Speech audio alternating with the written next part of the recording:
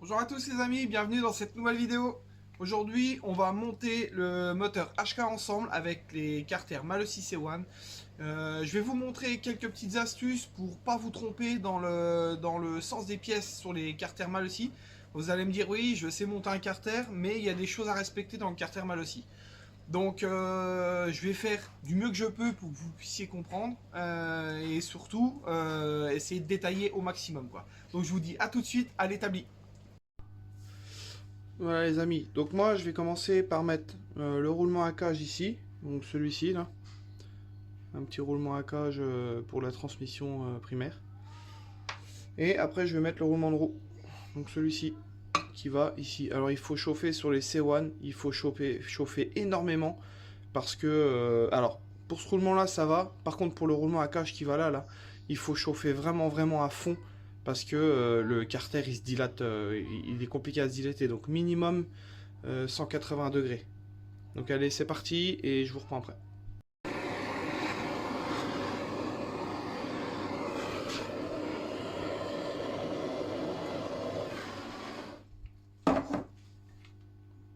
Ouais, c'est parti. On met le roulement. Alors ici, il faut vraiment faire attention, histoire de ne pas se brûler, quoi.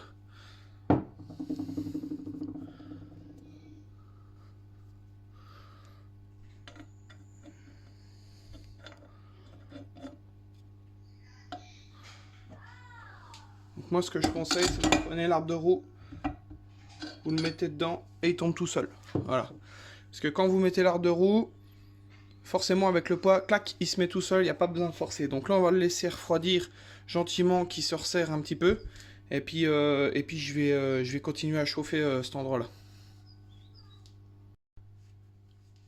Voilà, moi les roulements sont mis. Alors je vais vous conseiller une petite chose pour les C1 pour m'être fait avoir tout au début que j'en ai monté un. Pourtant c'est logique, mais bon, comme quoi, hein, c'est comme ça. Donc ce roulement-là, pour le rentrer, je vous le dis tout de suite, même en le chauffant très fort, il rentre pas comme ça.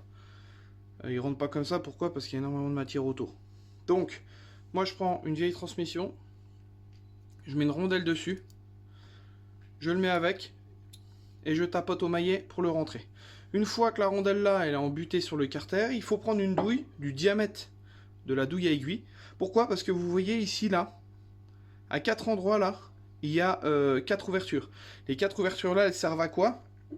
Dans le Piaggio, il y a une rondelle du côté là. Elles servent à lubrifier la cage.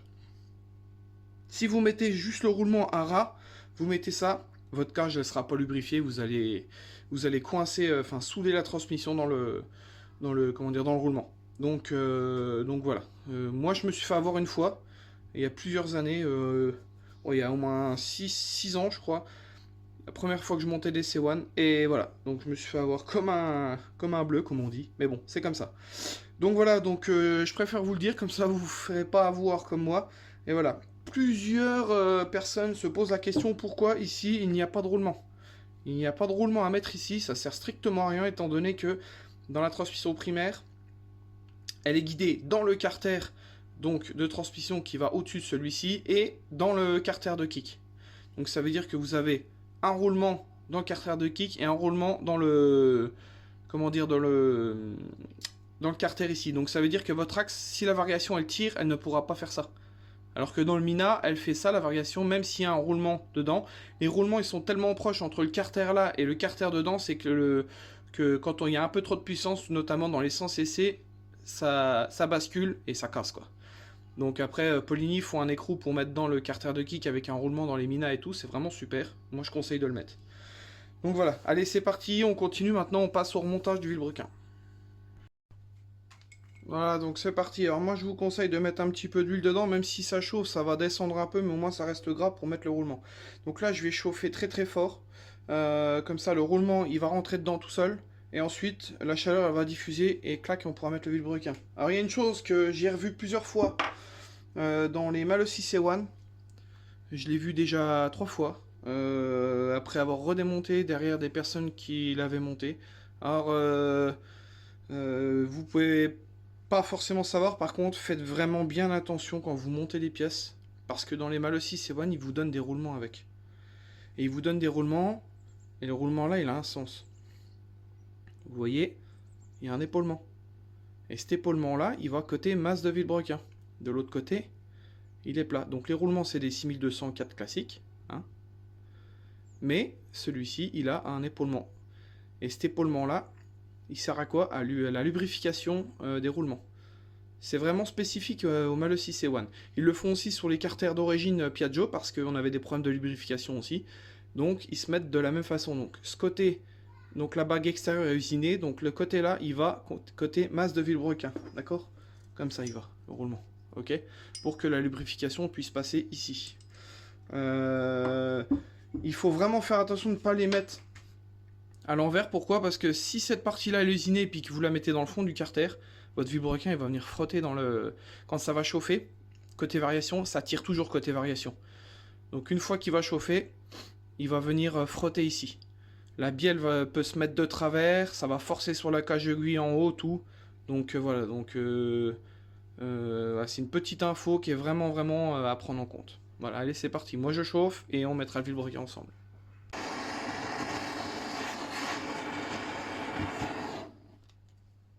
C'est parti, on va mettre le roulement. N'hésitez surtout pas à chauffer très fort. Hein. Plus ça va être chaud, hop, on met le roulement, ça rentre tout seul. Il n'y a pas besoin de bricoler, je sais pas quoi. Plus vous allez chauffer le carter, plus la chaleur va diffuser le roulement, plus simple sera la façon de mettre le vilebrequin dedans. Clac. Donc là, vous pouvez tourner de temps en temps le roulement pour que la chaleur elle diffuse partout. Alors moi, je mets un petit peu d'huile aussi là, pour que ça coulisse correctement. Pour que, voilà, pour avoir une aide en plus, on va dire.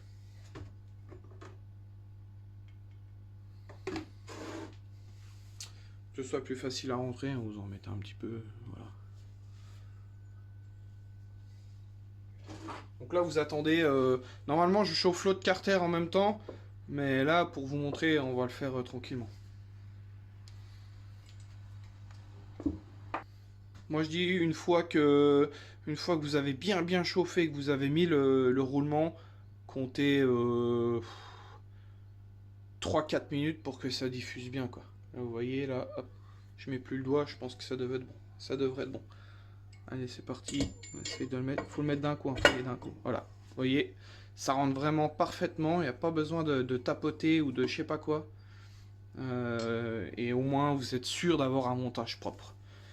Du coup, je vous ai montré cette partie. Je vais pas refaire la même chose de l'autre côté, mais voilà, au moins vous avez eu la technique pour moi la plus facile et la plus propre à faire.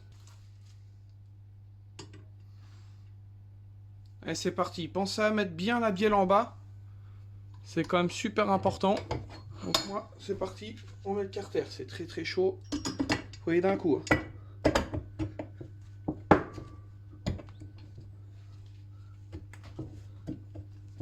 Voilà. Maintenant on met les vis, on en met 3.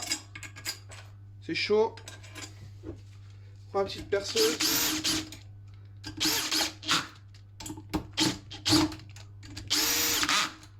Voilà. Maintenant on prend le thé. C'est parti.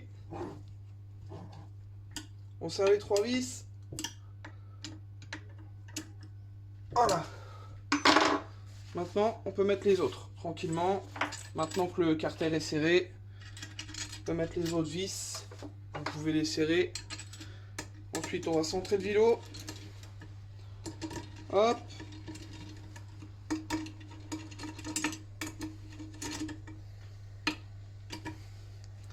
Faites attention de ne pas vous brûler, hein, parce que là, le carter, il est très chaud. Franchement, je me suis déjà cramé le bras, ça fait ultra mal.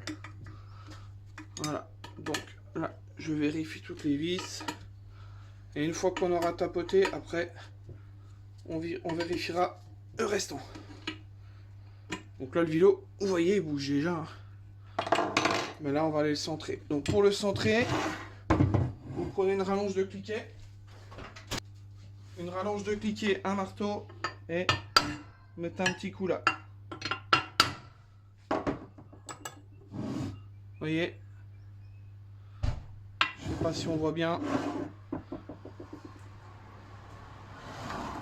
Voilà, le vilo, il est centré. Donc vous prenez une petite masse comme ça, hein.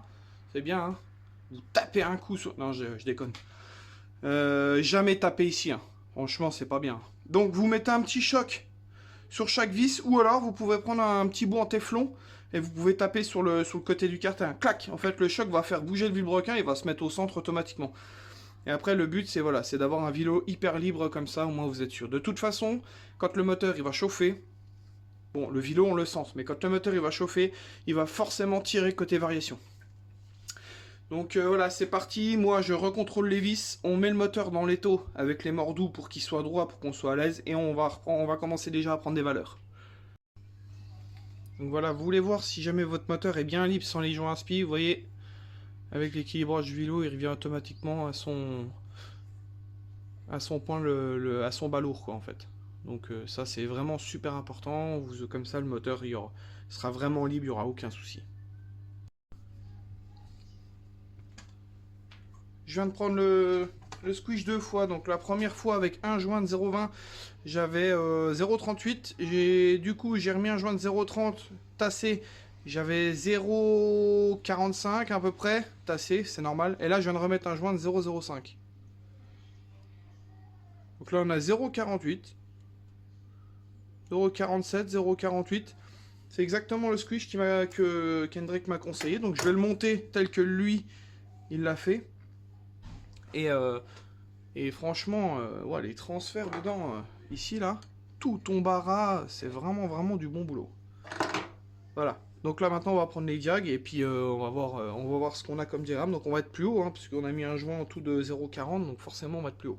Allez, c'est parti. Allez, c'est parti. On va prendre la première mesure. Donc on va reprendre au même endroit que tout à l'heure.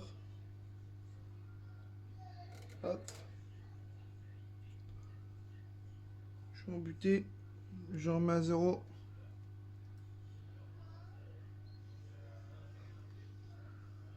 Ah ouais, on a 135 devant. Bien haut quand même. 135, 3 devant. Sans l'échappement.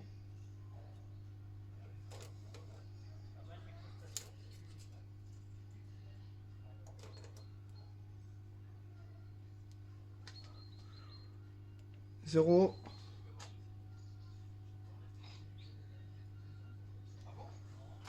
« 196,6. Ok.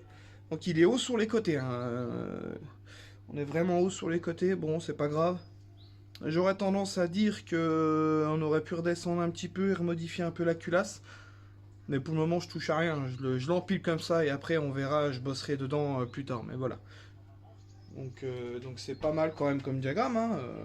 C'est haut, hauts latéraux. Mais c'est pas grave. Voilà.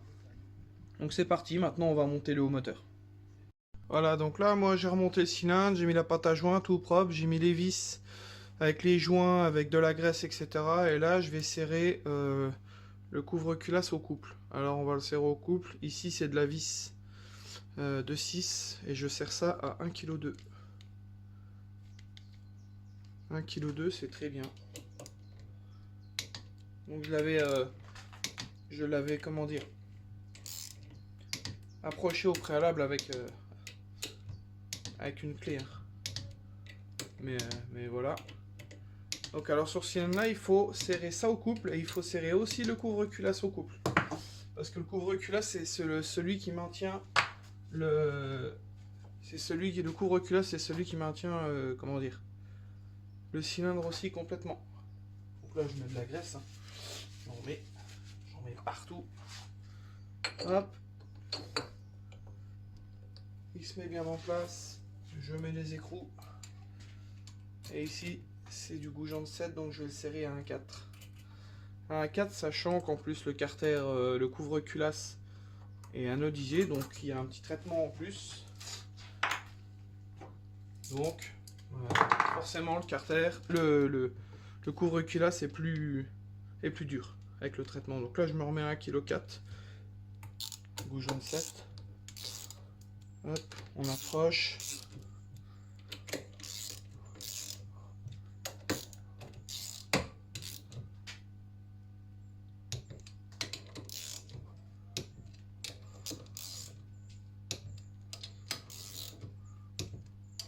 vérifie. Hop. Et voilà. Le haut moteur est refermé. C'est terminé. Maintenant, j'ai pas pris le volume. Donc on sait pas combien ça comprime. Donc on va le prendre quand même. On va regarder à combien ça comprime. Mais de mémoire, il m'avait dit que ça comprimait fort. Donc on va regarder ça. Bon, je viens de faire le calcul. Effectivement, comme on dirait dans le jargon, ça comprime sa race. J'ai pas pour habitude de monter des moteurs comprimés comme ça. Mais là, je vais le monter comme lui, il le monte. Apparemment, il n'a pas de souci de détonation. Donc voilà, là, il y a 16,9 de taux. Avec 0,48. Donc pour moi, c'est un peu de trop. Va pas falloir se tromper dans la carburation. Sinon, on va tout prendre dans le nez. Donc voilà. Donc on a monté ça comme ça. Maintenant, bon, pipe, boîte à clapet, tout ça. Je vais pas vous faire le tuto de monter ça. Hein, rien de compliqué. Donc voilà. Voilà les amis. Donc pour moi le moteur il est terminé. Je viens préciser ça, je vous ai parlé des systèmes de poulies crantées pour passer au banc. Donc ça c'est mon système pour le Piaggio. J'ai la même pour les Mina. Donc voilà. Donc en fait l'idée d'avoir ça c'est de ne pas avoir une courroie qui glisse. Pour avoir vraiment des courbes identiques, un peu comme si vous passez une moto sur un rapport quoi. Il n'y a pas de glissement. Donc voilà. Voilà les amis, donc cette partie du moteur est terminée, donc on a fait le montage ensemble, voilà, donc maintenant moi je vais aller le mettre au banc et on voit les résultats dans la prochaine vidéo. Merci à tous, ciao.